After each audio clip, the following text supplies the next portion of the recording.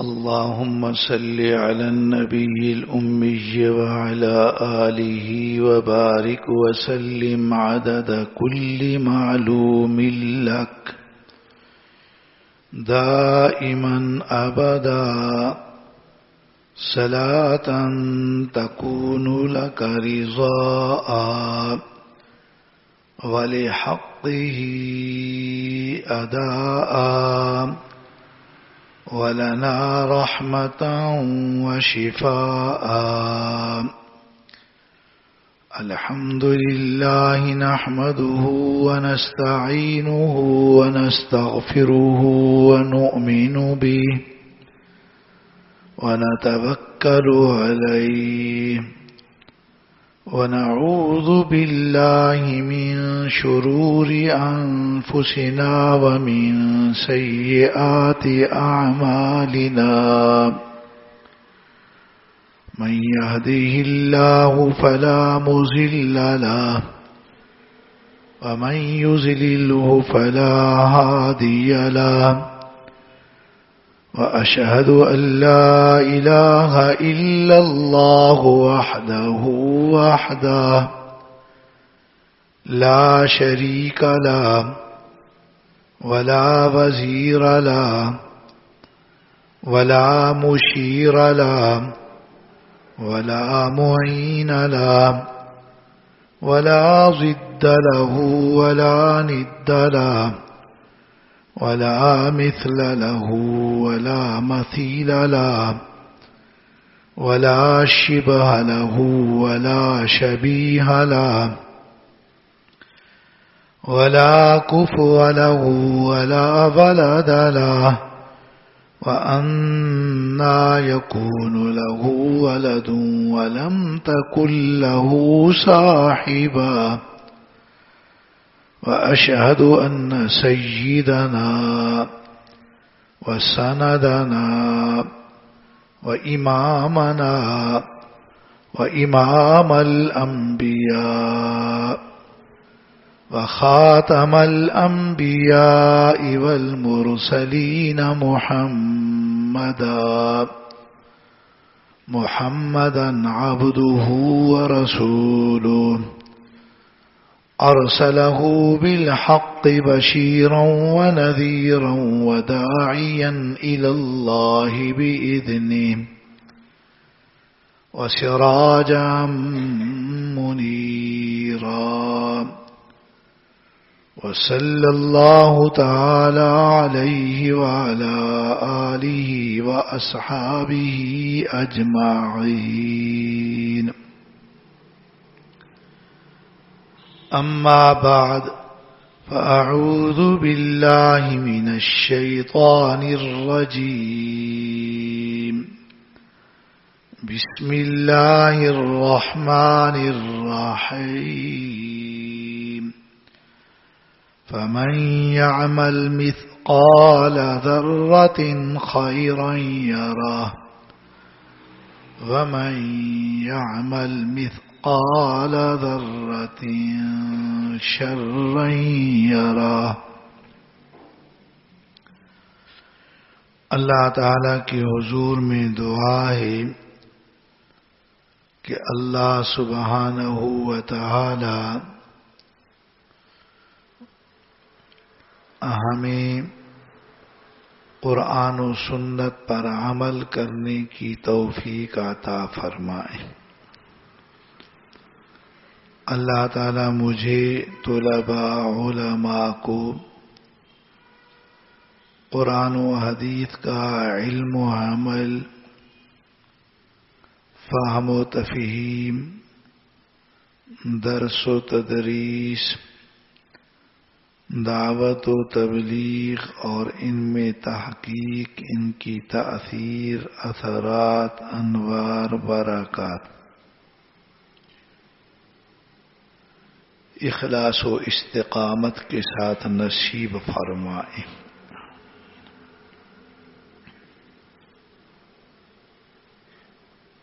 قرآن مجید میں ایمان کے تذکرے میں بھی اور اعمال کے تذکرے میں بھی بڑی تفصیل ہے. کہیں تو ایمان اور عمل کا اکٹھے ذکر ہوتا ہے، کہیں تنہا ایمان، کہیں تنہا عمل. مسلمانوں کے لیے ایمان کے بعد اعمال کی اہمیت ہے. الحمدللہ ایمان تو موجود ہے. اب ان میں جو چیز مطلوب ہے وہ ہے اعمال کی.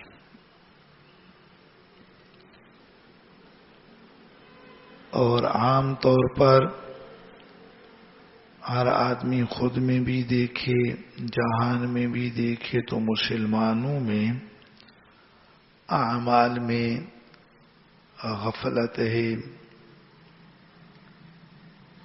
سستی ہے.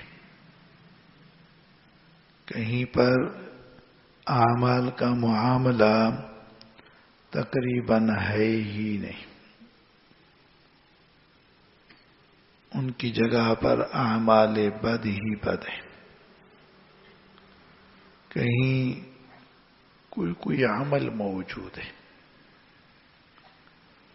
اور اکثر اعمال میں کوتاہی ہے. اس لیے ہمیں خود بھی اعمال کی طرف متوجہ ہونا ہے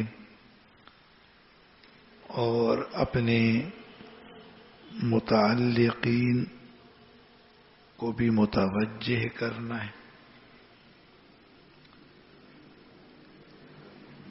اصل میں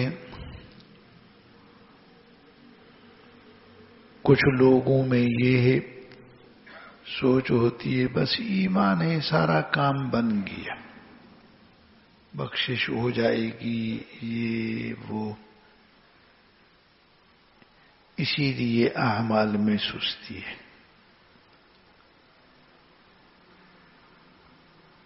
اللہ تعالی کے یہاں سے مغفرت کا یقیناً ایک نظام ہے،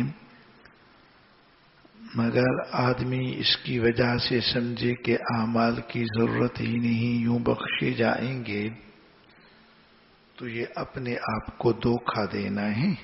یعنی عمل نہ کرنے کے لیے بس ایک ذہن کے اندر ایک تعویل سی بنا لی گئی ہے. ورنہ قرآن میں بھی حدیث میں بھی اعمال کا بہت زیادہ تذکرہ ہے، اور بہت سارے اعمال میں اونچ نیچ پر بڑی وعیدیں ہیں. سخت ترین عذاب کا بھی ذکر صرف ایک بے عملی یا ایک بد عملی. بے عملی کا معنی جہاں عمل اچھا کرنا ہے نہیں کیا، بے عملی ہو گئی. بد عملی بندے نے عمل ہی برا کیا. سخت وعیدیں، سخت تنبیہات، سخت عذاب ہیں. موقع تفصیل کا ہو تو پھر بندہ تذکرہ بھی کرے. ہمارے جو بزرگان ہیں گزرے ہیں وہ ان کو بڑی تفصیل سے بیان کرتے تھے. کتابوں میں پھر تفصیل زیادہ ہوتی ہے، بیان میں تو ظاہر ہے مختصر سا وقت ہوتا ہے. اگر عملوں کی ضرورت نہیں، عملوں پہ عذاب نہ ہوتا تو یہ پھر تنبیہات کیوں ہوتی؟ تو عملوں میں سستی کی وجہ ہے.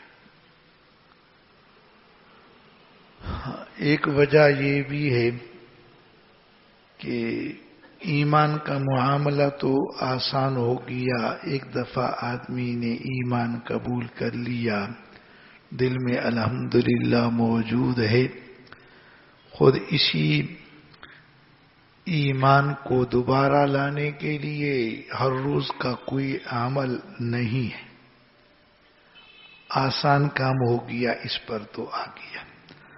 اور اعمال کا معاملہ یہ ہے، ان میں تو بڑی تفصیل ہے، بہت تفصیل ہے.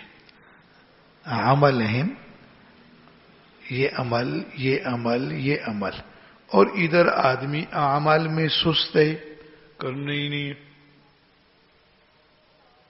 شریعت کے یہاں سے ہمارے لیے نظام ہے، ہماری ہر چیز کے متعلق شریعت میں ہدایت موجود ہے۔ آنکھ کے متعلق ہدایت ہے، کہاں استعمال نہیں کرنی، زبان کے متعلق ہدایت ہے، اور کان کے متعلق بھی ہدایت ہے۔ سر تاپا ہمارے وجود کے لیے، ہمارے لباس کے لیے، ہمارے کام کاج کے لیے، غرض ہر چیز کے لیے ہدایت ہے۔ آدمی اپنے آپ کو، اپنے وجود کو ان چیزوں کا پابند بنائے، یہاں آزادی نہیں ہے۔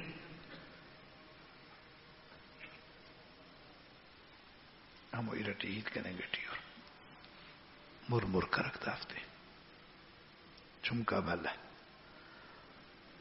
تو حدیث میں ہے، رسول اللہ صلی اللہ علیہ وسلم نے فرمایا، الدنیا سجن المؤمن، دنیا مومن کا جیل خانہ ہے۔ جیل جیسے جیل کے اندر اپنی مرضی نہیں ہوتی، نہ مرضی کا کھانا ملے گا، نہ مرضی کا پینا، وہاں پر چہل قدمی بھی مرضی کی نہیں ہوتی۔ آدمی جیل کے قانون کا پابند، جیلر کا پابند ہے، مرضی تو نہیں۔ یہاں ہماری مرضی نہیں ہے، ہم مرضی سے سر کے بال بھی نہیں رکھ سکتے، مرضی سے اپنی مونچھیں بھی نہیں بنا سکتے، ہماری مرضی۔ بندے کے لیے سوچنے کی بات بھی ہے اور اسی میں لطف بھی ہے کہ میرے جو امور ہیں وہ میری مرضی کے مطابق ہوں یا اللہ کی مرضی کے مطابق ہوں۔ مزہ کس میں ہے؟ میری مرضی کیا؟ نہ، ہماری مرضی نہیں، اللہ کی مرضی۔ اسی میں لطف، اسی میں لذت، اسی میں مزہ، اسی میں۔ پھر ہم اپنی مرضی جو کریں، ہم کو کیا پتہ اس میں ہمارے لیے کیا ہے، آخرت میں کیا ہوگا، کیا بنے گا میرے اس عمل کا، کیا ہم کو کیا پتہ، اللہ کو پتہ ہے۔ اس لیے اللہ کی مرضی، اسی پر چلنا ہے، اپنی بات ختم۔ بہت آسان سی بات ہے، بندہ اسی میں لطف بھی محسوس کرے، میری ترتیب میرے مولا کے مطابق ہے۔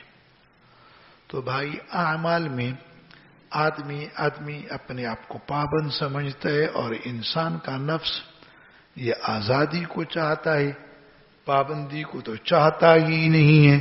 اب اعمال میں شریعت میں پابندی، یہ سست، اعمال میں کوتاہ۔ اس زمانے میں بھی، ہر زمانے میں بھی مسلمان کے لیے اہم ترین بات عمل ہے۔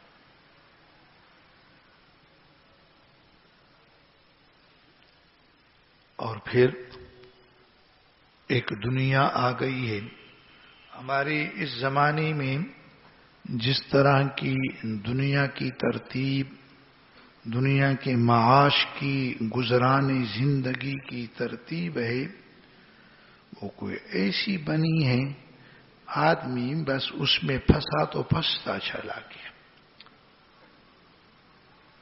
پہلے یہ چیزیں نہیں ہوتی تھی، آج تو کوئی نوکری، کوئی ملازمت، کوئی ڈگری ہو، سکول کالج سے گزرے بغیر نہیں ہے۔ پہلے تو یہ چیزیں نہیں ہوتی۔ اب اس کا ماحول کچھ ایسا بنا دیا گیا کہ وہاں پر شریعت کے متعلق ہدایات نہیں، بلکہ یہ چیز رواج دی جاتی ہے کہ آدمی بھائی اپنی مرضی اور آزادی سے رہے۔ کچھ دنیا نے ہم کو جکڑا ایسا، اور کوئی اگر اس بارے میں سمجھائے تو کہتے ہیں فرسودہ باتیں ہیں، فرسودہ زمانے کی باتیں ہیں۔ پتہ نہیں یہ ملا کہاں بیٹھے، سمجھ ہی نہ آوے۔ پھر اس کے بعد کوئی ایسی ہے ترتیب، بندہ صبح سے رات تک گم ہے دنیا میں، مگر دنیا ایسے بندے کو پنجہ ڈال دیتی ہے۔ پہلے زمانے میں اسی طرح ترتیب نہیں ہوتی تھی، آسان کام۔ آج بھی دیہاتی لوگ جو دیہاتی انداز میں کام کرتے ہیں، کوئی ان کے لیے مشکل نہیں ہے۔ صبح سونا نہیں ہے، رات کو جلدی سونا ہے، نظام ٹھیک۔ نماز پڑھیں نہ پڑھیں، دین میں آئیں نہ آئیں جدا بات ہے، مگر کوئی چکر مکر زیادہ نہیں ہے۔ یہاں تو جناب ان بڑی راتوں میں بھی رات کو دیر سے سونا، ابھی 10-11 بجے لوگ بمشکل اٹھتے، ناشتہ صاحب اس وقت کرتے۔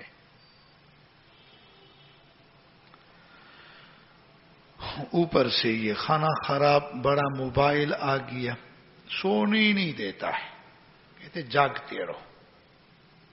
11-12 کیا مرد، کیا عورتیں، کیا لڑکے، کیا لڑکیاں مبتلا۔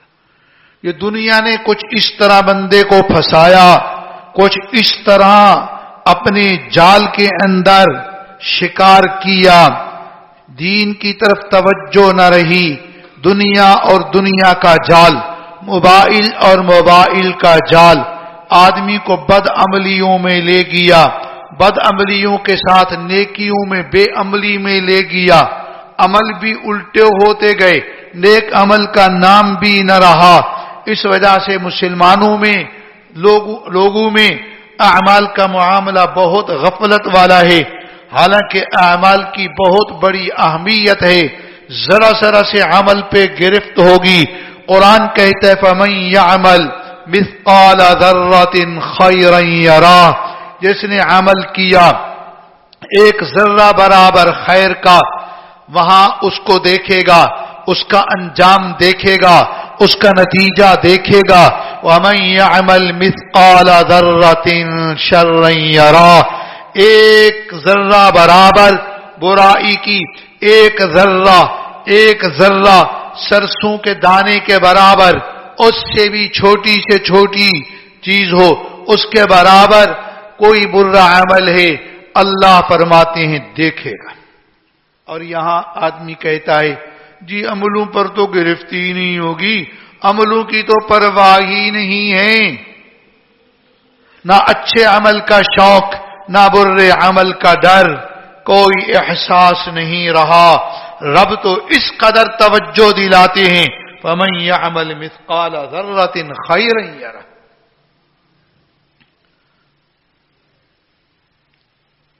وَمَن يَعْمَلْ مِثْقَالَ ذَرَّةٍ شَرًّا يَرَهُ۔